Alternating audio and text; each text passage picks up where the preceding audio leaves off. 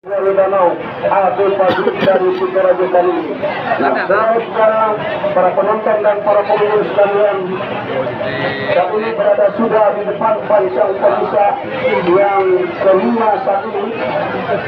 Masih langkah siluman Buaya Danau yang berada di depan meninggalkan haluan jalur gondang putih lampayan angin dari petunjuk yang berada di jalan sebelah kiri. Nah, masuk sudah ke pancang pemisah yang kelima, memasuki area pemisah yang keenam saat ini, saudara-saudara. Masih kita nantikan lawannya ada lampu ya. ini yang kedua keempat ini masuk ke garis tulis. Inilah dia jalur langkah siluman Buaya Danau ada patrol yang berpati posisi kanan sebelah kanan meninggalkan jauh sudah jalur yang berada di jalan sebelah kiri. Nah, hanya tinggal beberapa meter menjelang menembus ke garis finish, saudara-saudara.